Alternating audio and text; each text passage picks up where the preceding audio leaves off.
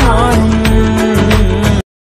ஆண்டவராகிய இயேசு கிறிஸ்துவின் நாமத்தினாலே உங்கள் யாவருக்கும் 1541வது காலை மன்னா செய்தியின் மூலமாக உங்களை சந்திப்பதில் மிக்க மகிழ்ச்சி அடைகிறேன். தேவனாகிய கர்த்தர் இரவு முழுதும் பாதுகாத்து அற்புதமாக 6வது மாதம் 19ஆம் தேதி புதன்கிழமை பெண்கள் பகுதிக்கு நேராக நம்மை அழைத்து கொண்டு வந்திருக்கிறார். தேவன் நல்லவராயிருக்கிறார். இந்த நாளிலும் நாம் யாருக்காக எதற்காக ஜெபிக்க வேண்டும் என்று சொன்னால், கடன் பிரச்சனையிலும் வியாதியிலும் சிக்கி தவிக்கிற குடும்பங்களுக்காக நாம் ஜெபிக்க வேண்டும். அவர்களை அடிமைப்படுத்தி வைத்திருக்கிற கடன் முற்றிலும் மாறும்படியாக தேவன் அவர்களுடைய கையின் பிரயாசத்தை ஆசீர்வதிப்பதற்காகவும், அது மாத்திரமல்ல, ஹாஸ்பிட்டல்ல வீடுகளில நீண்ட நாட்கள் வியாதியோடு போராடி கொண்டிருக்கிற மக்களுக்கு கர்த்தர் நல்ல சுகத்தையும் பலத்தையும் கொடுக்கும்படியாக, ஆயுசு நாட்களை பெருக பண்ணும்படியாக ஜெபிப்போம். தேவன் பெரிய காரியங்களை செய்வாராக, சுகத்தை கொடுப்பாராக. இந்த காலை மன்னா ஆதாரத்துக்காக எடுத்துக்கொண்ட வேதவசனம் நீதிமொழிகளின் புஸ்தகம் 20ஆம் அதிகாரம் 24ஆம் வசனம். கர்த்தராலே மனுஷனுடைய நடைகள் வாய்க்கும், ஆகையால் மனுஷன் தன் வழியை அறிந்து கொள்வது எப்படி? எனக்கு பிரியமான கர்த்தருடைய பிள்ளைகளே, அன்பார்ந்த தேவ ஊழியர்களே, அருமையான நண்பர்களே, நம்முடைய வாழ்க்கையில ஆண்டவரால தான் ஒரு காரியம் நமக்கு வாய்க்க பண்ண முடியும். இன்றைக்கு அநேக நேரங்களில் அநேக மனிதர்கள் என்ன நினைக்கிறாங்க அப்படின்னா, என்னுடைய படிப்புனால முடியும், என்னுடைய திறமையினால முடியும், என்னுடைய பணத்தினால முடியும் அப்படின்னு சொல்லி அவங்க போக்கில் அவங்க போய் கொண்டிருக்கிறாங்க. ஆனால் கூட்டி கழித்து பார்த்தால் காரியம் நடப்பதில்லை.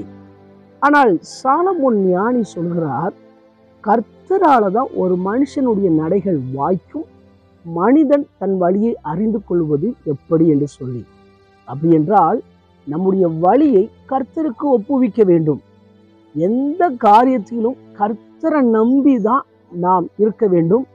ஆண்டவருடைய பிள்ளையாய் மாறுவதோடு மாத்திரமல்ல, ஆண்டவருடைய விருப்பத்தின்படி, அவருடைய கற்பனையின்படி நாம் கைகொண்டு நடந்தால் நம்முடைய வாழ்க்கையில நம்முடைய வழியை அவர் வாய்க்க பண்ணுவார்.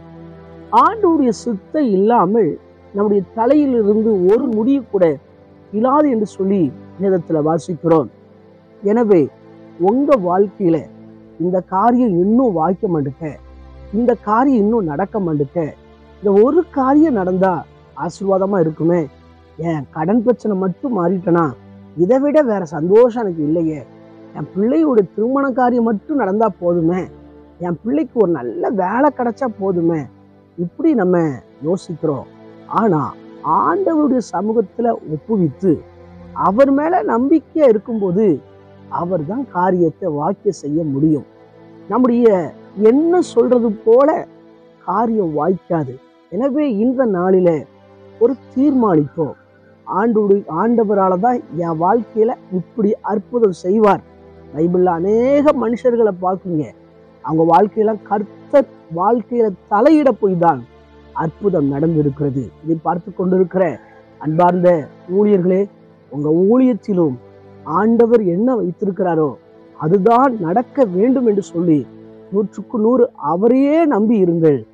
அவர் வாழ்க்கையில தலையிட்டால், ஊழியத்திலே தலையிட்டால் அதிக வெற்றிகளையும் அநேக ஆத்துமாக்களையும் கர்த்தர் கொண்டு வந்து மந்தையில சேர்க்க வல்லமை உள்ளவராக இருக்கிறார். ஒருவேளை குடும்ப பெண்கள் பார்த்து கொண்டிருப்பீங்கன்னா, என் குடும்பத்துல எவ்வளவோ பிரச்சனை இருக்கு, எனக்கு ரொம்ப டென்ஷனாகவே இருக்கு, வாழையே பிடிக்கல அப்படிலாம் உங்க வாழ்க்கையில சொல்லாதீங்க. ஆண்டோட சமூகத்துல நேரத்தை ஒதுக்கி உங்க பிரச்சனையெல்லாம் அவர் மேல வச்சிருங்க. அவர் எல்லா பிரச்சனையும் மாற்றி இதே பூமியில உங்களை தலை நிமிர்ந்து நடக்க பண்ணுவார். எனவே நம்முடைய நடைகளை வாய்க்க செய்கிற கர்த்தர் மேல நம்பிக்கையா இருப்போம். அவர்கிட்ட சொல்லுவோம், எல்லாவற்றையும் அதின் காலத்துல நேர்த்தியா செய்ய வல்லமை உள்ளவராக இருக்கிறார். கண்களை மூடி ஜெபிப்போமா? எங்களை நேசிக்கிற நல்ல தகப்பனே, இந்த வேலைக்காக ஜெபிக்கிறேன். ஆண்டவரே ஸ்தோத்திரம். என்னால் அல்லாமல் உங்களால் ஒன்றும் செய்ய முடியாது என்று நீர் வார்த்தை சொல்லியிருக்கிறீர். ஆண்டவரே, உண்மையே நம்பி ஆண்டவரே நாங்கள் ஜீவிக்க நீர்தான் காரியத்தை கைகூடி வரப்பண்ண முடியும். என்ற நம்பிக்கையோடு நாங்கள் காத்திருக்க கர்த்தர் எங்களுக்கு உதவி செய்வீராக. இந்த காலை மன்னாவை கவனித்து ஜெபத்தில் இணைந்திருக்கிற ஒவ்வொருவரையும் ஆசீர்வதிங்க. அவங்க விருப்பத்தை நிறைவேற்றுங்க. நெடுநாளாய் காத்திருக்கிற விஷயத்துல ஒரு நன்மை உண்டாகட்டும் என்று சொல்லிக்கிறேன். கடன் பிரச்சனைகள் மாறட்டும், சரீர பலவீனங்கள் மாறட்டும், படிக்கிற பிள்ளைகளுக்கு நல்ல ஞானத்தை கொடுங்க. குடும்பத்துல தேவையற்ற பிரச்சனைகள் விலகி போகட்டும் என்று ஜெபிக்கிறேன். எந்த அந்நிய நபரும் உள்ளே நுழையாதபடி கர்த்தர் பாதுகாத்துக் கொள்வீராக. இந்த நாள் திருமண நாளை நினைவு கூறுகிற ஒவ்வொருவரையும் ஆசீர்வதிங்க. பூமியில் உள்ள சகல ஜாதிகளிலும் கர்த்தர் இவர்களை மேன்மையாக வைப்பீராக. கர்ப்பகால ஸ்திரீகளுக்கு ஜெபிக்கிறேன். குழந்தைக்கு வேண்டிய வளர்ச்சி ஏற்றவல்ல சுகப்பிரசவத்தை கட்டளிடுவீராக. விசேஷ மனமாய் ஆண்டவரே ஸ்தோத்திரம். உங்க வாழ்க்கையில ஒரு குறிப்பிட்ட காரியத்துக்காய் ஜெபித்துக் கொண்டிருக்கிற விஷயத்துல ஆண்டவருடைய அற்புதம் இன்றைக்கு நடப்பதான் ஜெபிக்கிறேன். அப்படி செய்யப்படுற கிருபைக்காய் நன்றி. இயேசுவின் மூலம் ஜெபங்கள் நல்ல பிதாவே, ஆமென். என் ஆத்துமாவே கர்த்தரை ஸ்தோத்திரி, முழுமையோடு பரிசுத்த நாமத்தை ஸ்தோத்திரி. என் ஆத்துமாவே கர்த்தரை ஸ்தோத்திரி, கர்த்தர் செய்த சகல உபகாரங்களை மறவாதே, ஆமென். ஆண்டு சுத்தமானால் மீண்டும் நாளை காலை புதிய காலை மன்னா செய்தி ஒளியை சந்திக்கிறேன். அதுவரை தேவ கிருபை தாங்குவதாக. மாரநாதா, இயேசு வருகிறார். ஆயத்தமாகவும் அனைவரை ஆயத்தப்படுத்துவோம். ஆமென். அல்லேலூயா. Praise the lord. மாரநாதா, சீக்கிரம் மாறும்.